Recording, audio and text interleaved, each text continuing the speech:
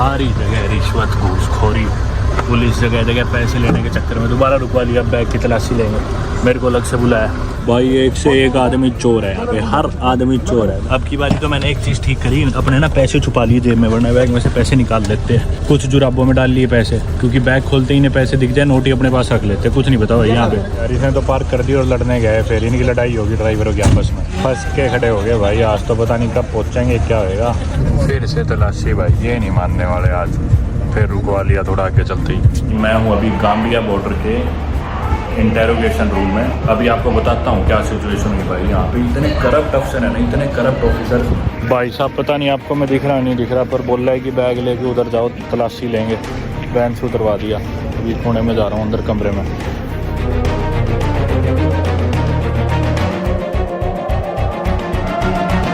दोस्तों स्वागत है आप सभी का एक नई वीडियो में द गाम्बिया कंट्री से। जस्ट अभी निकला हूँ बाहर और आज अपन जाने वाले एक और नई कंट्री। अपन जाने वाले आज गिनी कंट्री, और गिनी की कैपिटल सिटी बिसाऊ में। यहाँ पे एक टैक्सी वाला मिला था, मैंने उसको फ़ोन कर दिया था कि भी तू मुझे बस स्टैंड छोड़ने चले जा, पर वो को पता नहीं यही टैक्सी है क्या। Can I sit at the front? ईबा मेरा दोस्त टैक्सी वाला, वो तो है नहीं, उसका भाई आया लेने। तो भाई मैं चला हूँ गाम्बिया से। गाम्बिया की कैपिटल तो है बांजुल, लेकिन नाम की कैपिटल है बांजुल। बांजुल में बस इनकी मेन मार्केट वगैरह है और मेन सरकारी दफ्तर है। छोटा सा देश है बहुत, जैसा आपने देखा ही पिछली वीडियोस में। गाम्बिया 11,300 स्क्वायर किलोमीटर इनका एरिया है, और सेरेकुंदा ही फिर इनकी दूसरी बड़ी सिटी है बांजुल के अलावा। और ऐसे ना छोटे छोटे डिस्ट्रिक्ट्स कह लो, नेबरहुड कह लो, ये तो इन्हें सिटीज ही बोलते हैं, पर बहुत छोटे छोटे इलाके हैं। अभी तरीका क्या है, आपको यहाँ से जाना हो अगर बिसाऊ गिनी जाना हो। गिनी दरअसल खूब सारे गिनी है इस दुनिया में। एक तो है इक्वेटोरियल गिनी, अफ्रीका में ही है। एक है सिर्फ गिनी जिसकी कैपिटल है बिसाऊ, जिधर अपन जा रहे हैं। एक है गिनी जिसकी कैपिटल है कोनाक्री, तो उसे बोलते हैं गिनी कोनाक्री, इसे बोलते हैं गिनी बिसाऊ। एक पापुआ न्यू गिनी भी है जिधर अपन गए थे पैसिफिक में, वो अलग है। तो अभी अपन जाने लग रहे हैं गिनी बिसाऊ।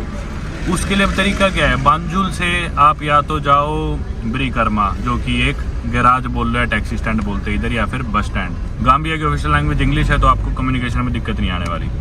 ब्रिकरमा कार पार्क जाओ, या फिर जाओ बुंदुम। पहले जाओगे बुंदुम तो आपको ले जाएगा ब्रिकरमा मोस्ट लाइकली। ब्रिकरमा पे आपको मिल जाएगी शेड वैन्स वगैरह, लेकिन वो वैन्स तब तक नहीं चलेंगी जब तक वो फुल नहीं हो जाएगी। तो जब वो फुल होएंगी उसके बाद वो चलेंगी, वो आपको ले जाएगी या तो सेनेगल की बॉर्डर तक, क्योंकि गाम्बिया का अगर आप मैप देखोगे तो 3 तरफ से सेनेगल से सराउंडेड है, और गिनी बिसाऊ उसके बाद आता है। पहले आप गाम्बिया से सेनेगल में एंटर करोगे, फिर सेनेगल से फिर गिनी बिसाऊ में एंटर करोगे। ब्रिकरमा से आप शेड वैन लेके पहुंचोगे या तो सेनेगल की बॉर्डर, या हो सकता है आपको मिल जाए शेड वैन जिगनचोर तक की, जो कि एक और सिटी है सेनेगल की। जिगनचोर में जाके आप फिर एक और टैक्सी ले सकते हो बिसाऊ तक की डायरेक्टली, या फिर क्या पता बॉर्डर तक की मिले। तो ना बहुत कॉम्प्लिकेटेड है, डिपेंड करता है कि आपको वैन शेड वैन कहाँ तक की मिलती है।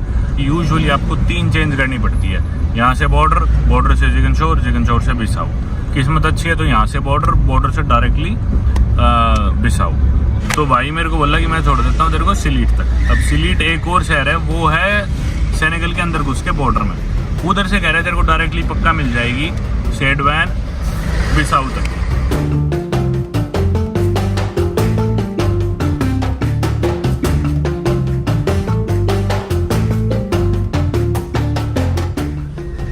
The car has an American flag.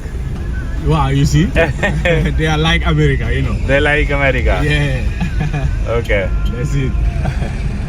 Gambia की तो करेंसी है दलासी। मैंने बताया एक दलासी में इंडिया के 1.25 रुपए होते हैं, लेकिन सेनेगल की करेंसी है CFA. What's the currency of Bissau? Is it CFA as well? Yeah. CFA, Yeah, okay Sefa, yeah. Okay. तो ये जो करेंसी है ना, ये सेंट्रल और वेस्ट अफ्रीकन कुछ कंट्रीज की एक कॉमन करेंसी है। तो इसे वेस्ट अफ्रीकन फ्रैंक कह लो या सेंट्रल अफ्रीकन फ्रैंक कह लो। तो एक इंडियन रुपये में 7.5 सेफा होते हैं। अगर मैं ऐसे बस स्टैंड जाता, बस स्टैंड तक के मेरे लगते 300-400 दलासी, यानी कि इंडिया के 500 रुपये प्राइवेट टैक्सी में। फिर वहाँ से इतने ही लगते शेयर टैक्सी के बॉर्डर तक के, या फिर इससे कम। पर ये मेरे को भाई बोल रहा मैं 2,000 लूँगा डायरेक्टली, मैं तेरे को सलीट छोड़ दूंगा, जो पहला टाउन है सेनेगल के अंदर। तो मतलब ये मेरे इंडिया के 1,500 रुपये फालतू लग रहे हैं, लेकिन काफ़ी टाइम बच जाएगा और काफ़ी हैसल बच जाएगी। हाँ, हालांकि एडवेंचर होता, मज़ा आता, वो चीज़ भी अपनी मिस होने लग रही है, पर कोई नहीं, क्योंकि 3 बसें बहुत ज़्यादा हो जाती है यार चेंज करना ना। और फिर बैग वैग का हिसाब किताब ना रहे, बैग गुम हो जाए, रात को अंधेरा हो जाए पहुँचते हुए, ये भी तो टेंशन है ना। तो टाइमली कर लो जितना उतना ठीक है, बाकी चीज़ें तो कोई नहीं, पर वक्त के हिसाब से अपन लेट हो जाएंगे।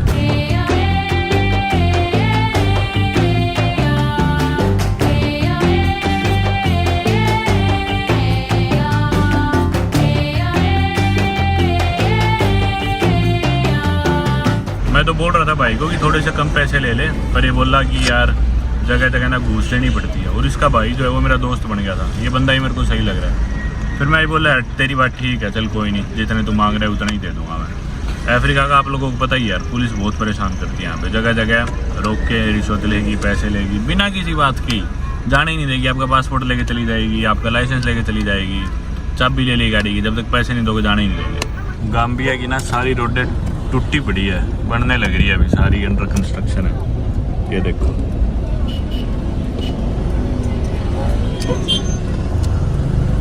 पहला स्टॉप आ गया अपना गाम्बिया की एग्जिट, यहाँ से स्टैम्प मरवाना। भाई मैं हूँ अभी गाम्बिया बॉर्डर के इंटेरोगेशन रूम में, और अभी आपको बताता हूँ क्या सिचुएशन हुई भाई। यहाँ पे इतने करप्ट अफसर है ना, इतने करप्ट ऑफिसर।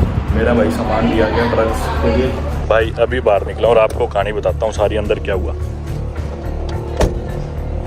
ये है दफ्तर।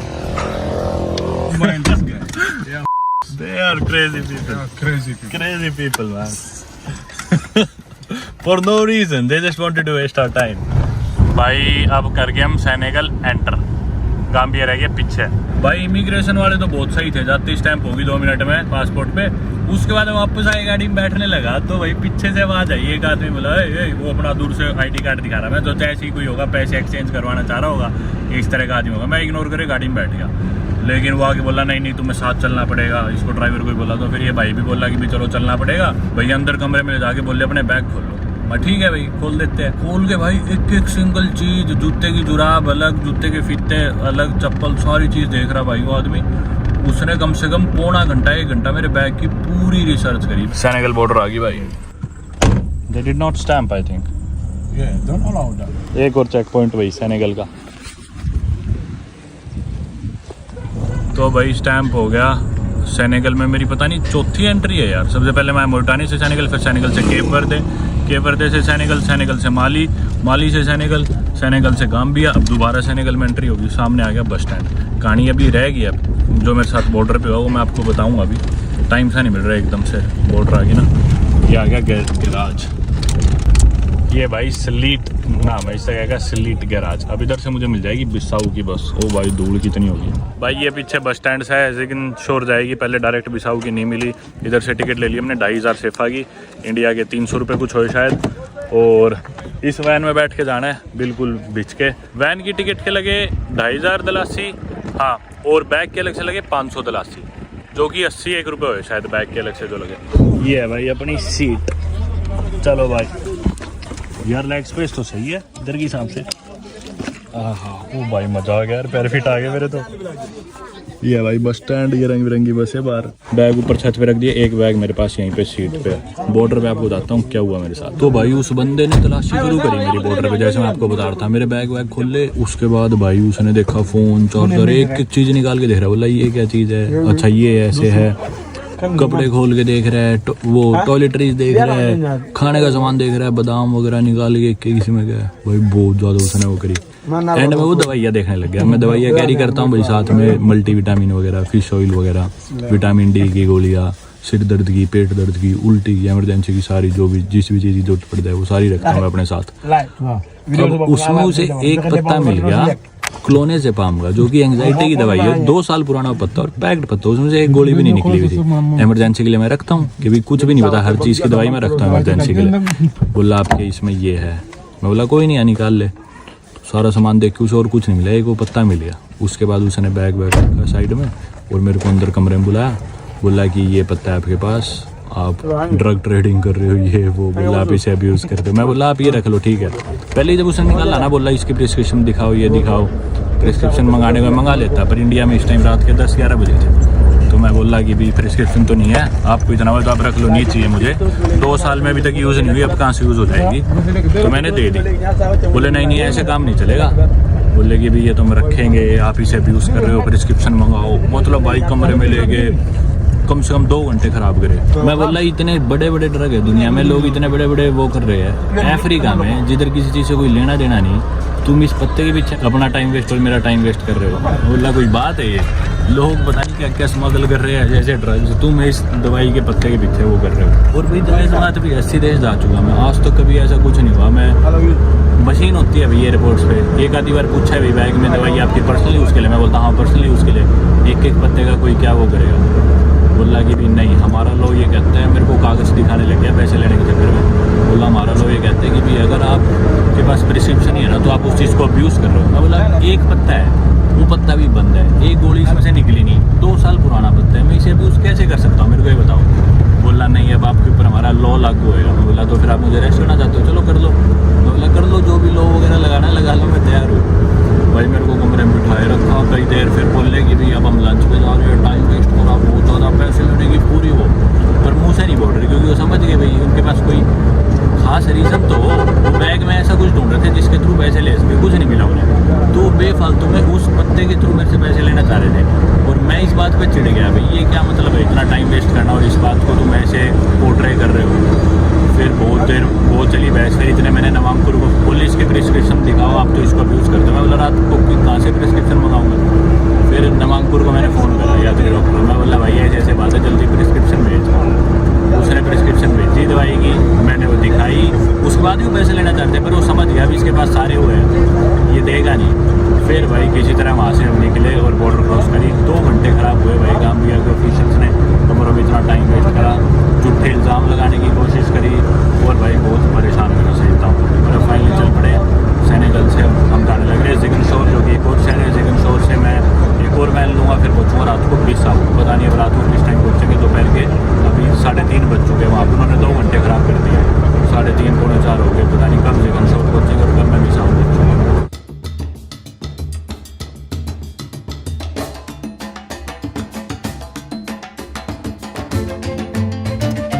दोस्तों शाम के बज गए 5, चले हुए में हो गए 1 घंटा, और अभी तो ज़िगनशोर भी नहीं आया। ज़िगनशोर आएगा उसके बाद आगे 3-4 घंटे का रास्ता हो रहा है। हालात आप देख सकते हो सड़क की, बहुत ही ज़्यादा बम्पी है, बहुत खड्डे हैं बीच बीच में, जंगल से आ रहे हैं, गाँव आ रहे हैं बीच में, पानी के तालाब से आ रहे हैं, पर सही है, टाइम पास हो रहा है।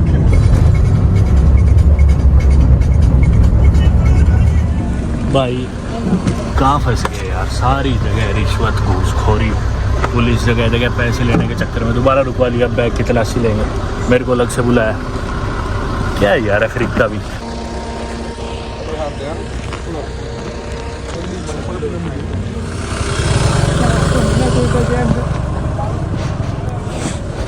Every time they want to just check the bags. भाई साहब हर कुछ ही मीटर बाद रोक लेंगे। अब की बारी तो मैंने एक चीज़ ठीक करी, अपने ना पैसे छुपा लिए जेब में, वरना बैग में से पैसे निकाल लेते हैं, कुछ नहीं बताया इनका। कुछ जुराबों में डाल लिए पैसे, क्योंकि बैग खोलते ही इन्हें पैसे दिख जाए, नोट ही अपने पास रख लेते, कुछ नहीं बताओ यहाँ पे।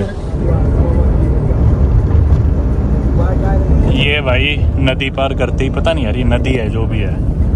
अब हम एंटर करके ज़िगनशोर शहर, यहाँ से उम्मीद है अपने को आगे बिसाऊ की बस मिल जाएगी, पर यार शाम होगी ऑलरेडी। फिर से चेक पॉइंट आ गया पुलिस का, यार जगह जगह परेशान कर दिया, मेरे को देखते ही अलग से रुकवा लेते। भाई अफ्रीका में बाई लैंड ट्रैवल करना भी अलग ही एक एक्सपीरियंस है, सही बताऊँ। ये एक्सपीरियंसेस और चैलेंजेस दुनिया में कहीं नहीं मिलेंगे, जो स्पेशली अफ्रीका में भी वेस्ट अफ्रीका में मिलेंगे आपको बाई लैंड ट्रैवल करने में। ओ भाई साहब ज़िगनशोर आगे, शाम होगी, अब मैं कंफ्यूज हूँ, मैं सोच रहा हूँ यहाँ रात बिताऊँ या आगे चल पड़ूँ, तो मैं टाइम ख़राब भी नहीं करना चाहता, तो रिस्क ले लेके आगे चलने का। चलो सोचते हैं अभी। ये आ गया ज़िगनशोर, ठीक लग रहा है शहर तो। सेनेगल वैसे ठीक डेवलप्ड है, डकार सिटी तो बहुत ही ज़्यादा डेवलप्ड है, जो इनकी कैपिटल आपने पिछली वीडियोस में देखा होगा। ये शहर भी सही लग रहा है, देखो ना। आगे भाई बस स्टैंड, और इतने लोग चिपट के बाहर शीशों से आगे, कोई कह रहा है स्कूटर ले लो, ये ले लो, वो ले लो। मेरे साथ वाला भाई मेरी मदद कर रहा है, कह रहा है ना इसे तंग ना करो। खाली होगी वैन तो भाई ये कैसी पुरानी पुरानी गाड़ियाँ खड़ी कर रखी है यहाँ पे, ये अबैंडन्ड है, पता नहीं यूज़ में है भी गाड़ी है नहीं। बस स्टैंड आ गया इनका, छोटी छोटी यहाँ पे खूब सारी मिनी वैन्स है।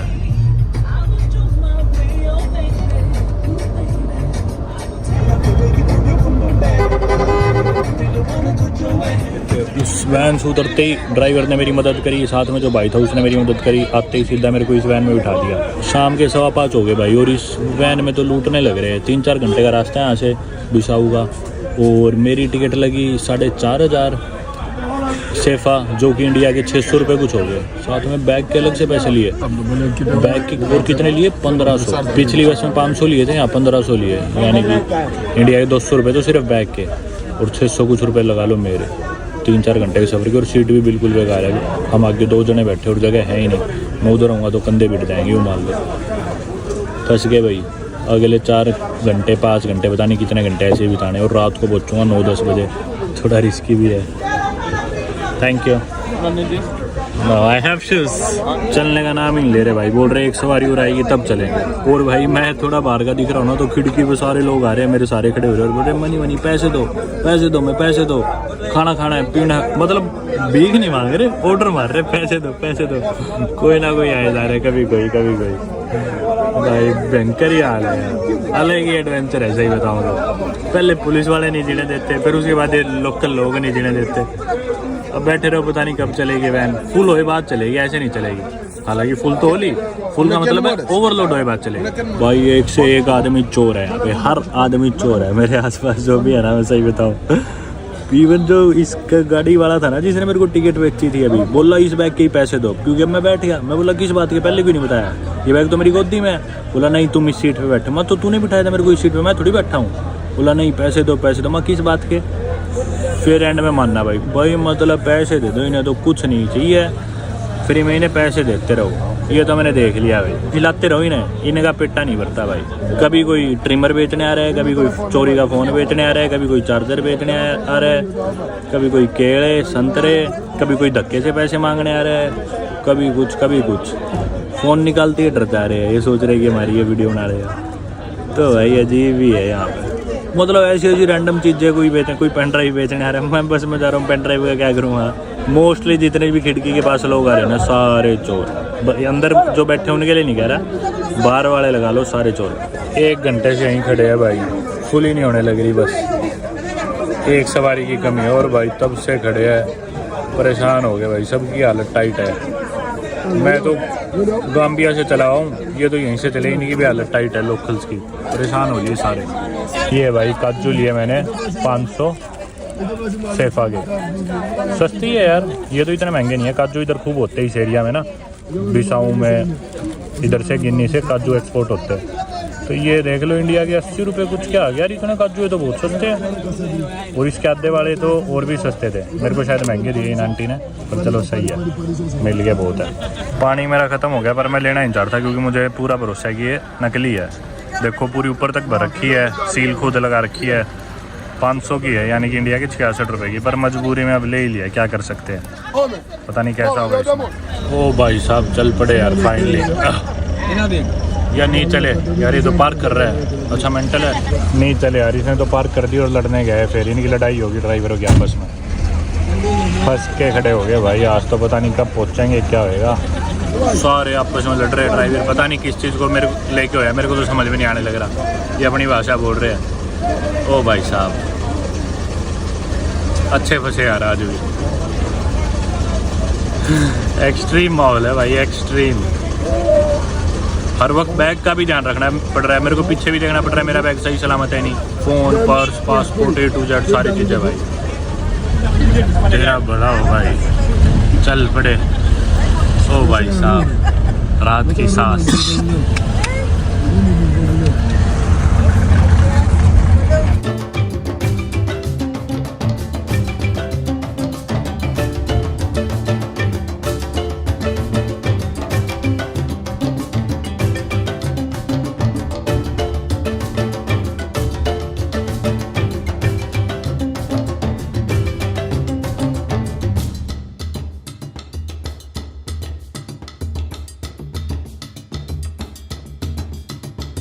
पहले ही रोड पूरी टूटी हुई, ऊपर से हवाई जहाज बना रखा है इसने गाड़ी का, उड़ाता हुआ लेके जाने लग रहा है।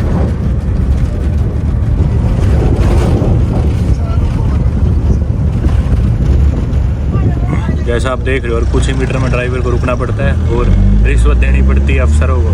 बुरा हाल है भाई यहाँ पे, हर कुछ ही मीटर पे रोक लेते हैं, जब पैसा देते हैं तब जाने देते हैं। बॉर्डर पे आ गए भैया हम शायद।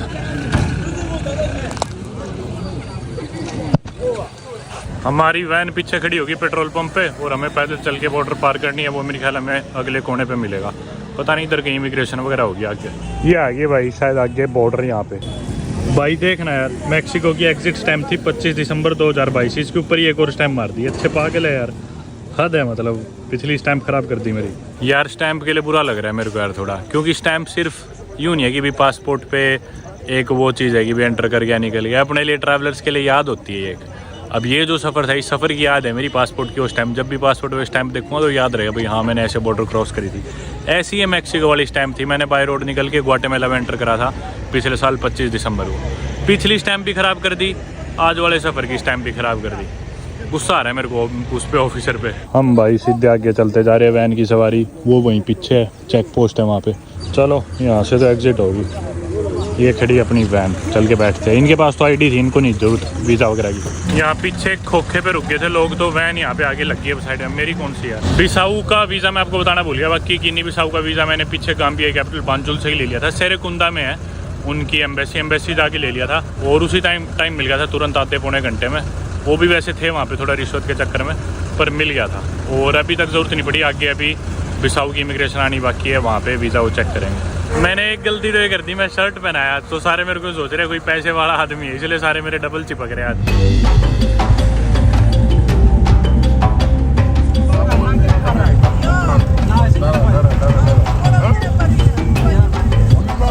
अब आगे भाई बिसाऊ की बॉर्डर पे उतर के दोबारा भागो अब इमिग्रेशन पे। चलो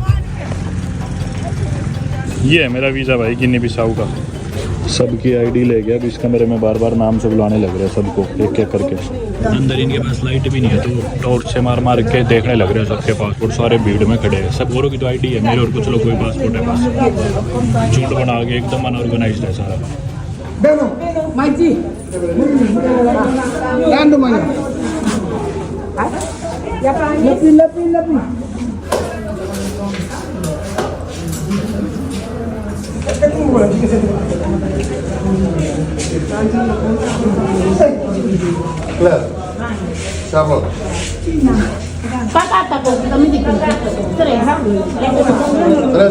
भाई अभी बताता हूँ क्या कहानी हुई। मेरा पासपोर्ट इन्होंने जमा कर लिया और पासपोर्ट वापस नहीं दिया, बोले कि रिश्वत दो, रिश्वत दोगे तभी यहाँ से जाने देंगे। ये रही मेरी वैन छूट के जाने वाली थी, मजबूरी में मुझे रिश्वत देनी पड़ी। वो मुझे जाने ही नहीं दे रहे थे, वरना मेरी वैन छूट जाती और मैं यहीं पे रात को फंस जाता। सारी स्टोरी बताऊंगा क्या हुआ अभी।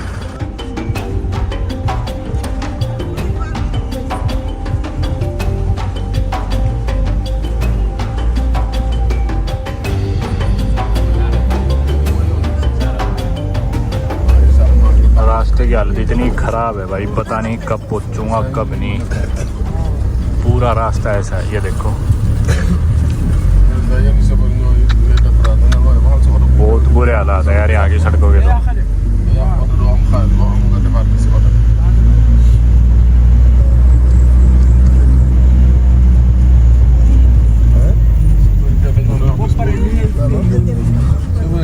भाई इस हिसाब से तो 2 दिन में भी नहीं पहुंच पाएंगे।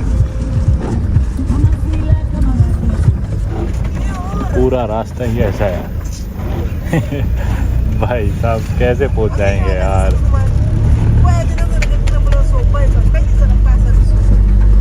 ये देखना पूरा रास्ता ऐसा है, मतलब मानो सड़क तो एग्जिस्ट करती नहीं, दोनों तरफ जंगल है, सिर्फ जंगल के बीच में ये कच्चा सा रास्ता जो कि पूरा टूटा फूटा है। और बैठे बैठे इनकी ये शाखाएं आगे मेरे लग रही है खिड़की में से अंदर पेड़ों की टहनियाँ। भाई साहब किस तरह जी रहे हैं लोग, मेरे तो ये नहीं समझ में आ रहा। पता नहीं भाई क्या मन में इनके। कुछ मीटर चलते ही फिर रोक लिया अफसरों ने यहाँ पे तलाशी के लिए। भाई इस हिसाब से तो ये पहुँचने ही नहीं देंगे, ऐसे ही पागल बनाए रखेंगे सारा रास्ता। इतनी तलाशी, इतनी जगह हो यार, हद होगी। रात हो रखी हो ऐसी लेट, किसी के कुछ समझ नहीं आ रहा भाई क्या होने लग रहा है। मिलिट्री रुकवा रखी है गाड़ी और तलाशी चल रही है।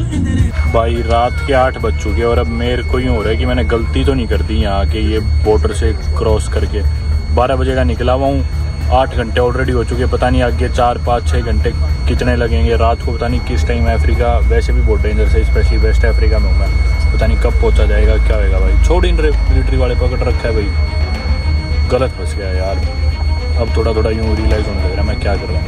1.5 घंटा हो गया भाई, परेशान हो लिया, पता नहीं कब छोड़ेंगे कब जाने देंगे।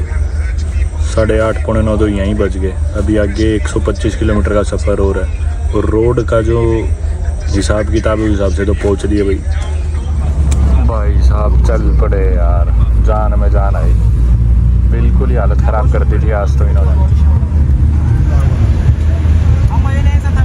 थोड़ी देर में सड़कें सुनसान हो जाएगी बिल्कुल, पहले ही इतनी लेट हो गए, 9 बज रहे रात के। 300 मीटर चले थे फिर रुकवा लिया पुलिस ने। अभी कोई बुल्ला करके टाउन आ गया भाई और पागल कर दिया इनने भाई पुलिस वालों ने। मेरी ज़िंदगी में इतने चेक पॉइंट नहीं देखे मैंने जितने आज अब रुकवा लिया मैं।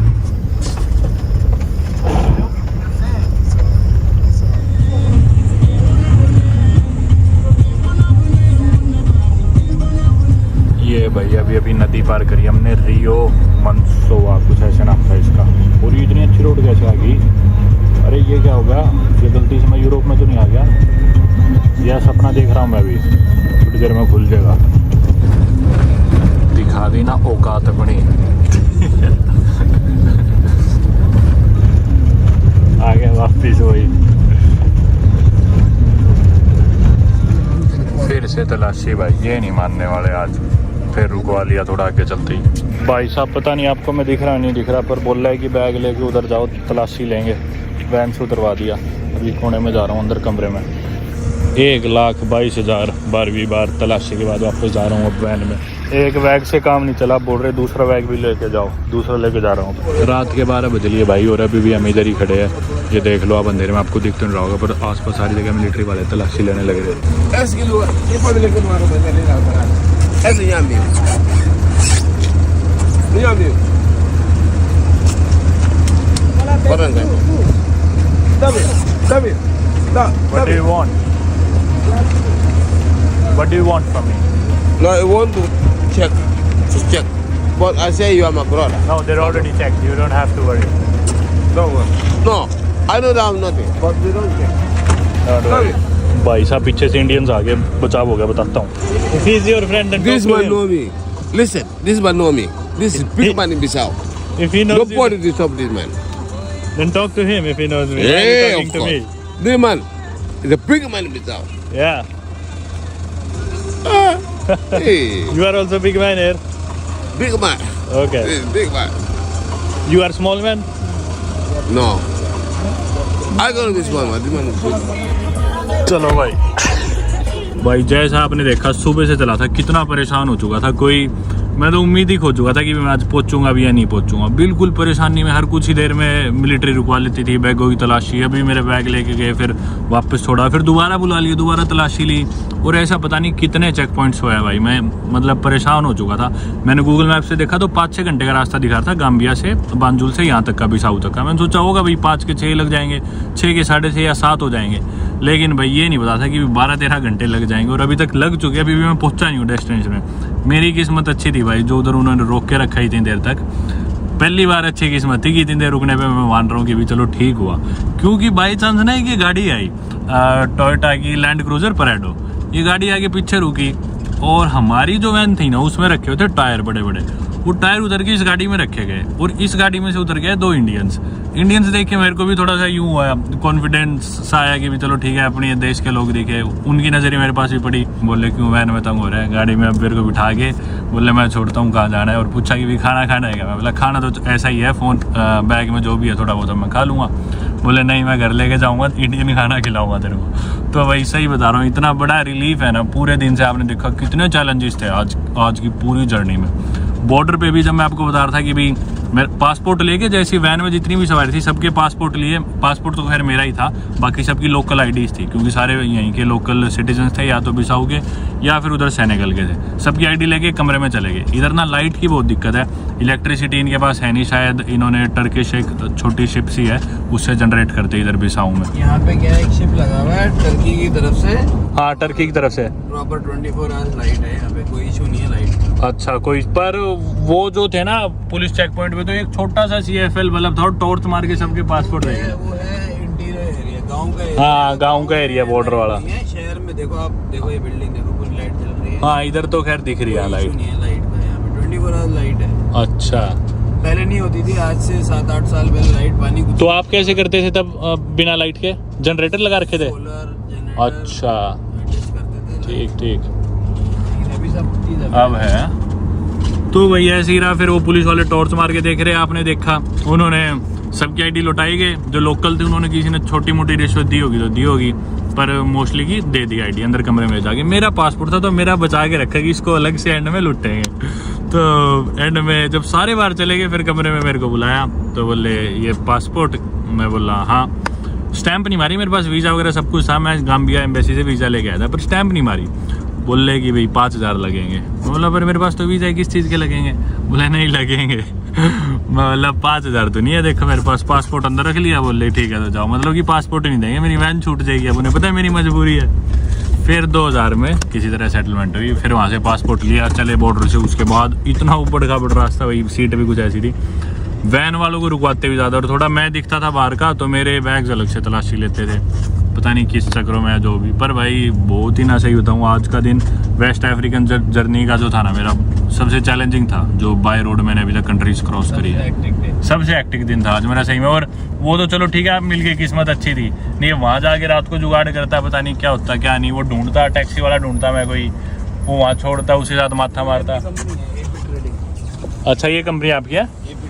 एपी ट्रेडिंग के नाम से। अच्छा भाई बहुत ही सही बता रहा हूँ, रिलीफ हो गया सही में, क्योंकि टैक्सी वाला भी लूटता भी तो मेरे को, आप नहीं आते तो सारी जगह लूटता। यही सिस्टम है। आपको भैया कितने साल हो गए? 10 साल? मेरे को 10 साल हो गए। जयपुर से हो ना? और आप? हाँ जी जयपुर से। और भाई आपका क्या नाम है? केशव। केशव भाई, दोनों भाई जयपुर से है। एक और दफ्तर आ गया भाई का, एपी ट्रेडिंग। वाह पिटबुल है। पिटबुल है क्या? पूरी सिक्योरिटी लग रही है। घर में आ गए भैया। अच्छा वो खड़ा माराल पिटबुल। माराल मतलब बांधो? अच्छा ठीक है, खोल लूंगा। नहीं नए बंदे को चाहे वो काला हो चाहे गोरा हो खा जाता है। खा जाता है नए बंदे को। हाँ। अब काला तो कोई हो, खाली अच्छा। ड्राइवर है, सिक्योरिटी गार्ड है, उसको छोड़ता है, बाकी सबको खा जाता है। अच्छा अभी तक पिटबुल बंधा नहीं इनका, तो इन्होंने कहा था गाड़ी से मत उतरना जब तक पिटबुल बंद ना जाए। ये बहुत लोगों को खा चुका। आप लोगों ने देखा था कल ही जूते साफ करवाए थे गाम्बिया में पिछली वीडियो में, और देखो क्या हाल हो गया। मेरे को सीधा घर ही ले आई है, बोले आराम से नहाओ, रिलैक्स करो, कपड़े बदलो, फिर खाना खाएंगे। मैं कहा मौज होगी यार आज तो।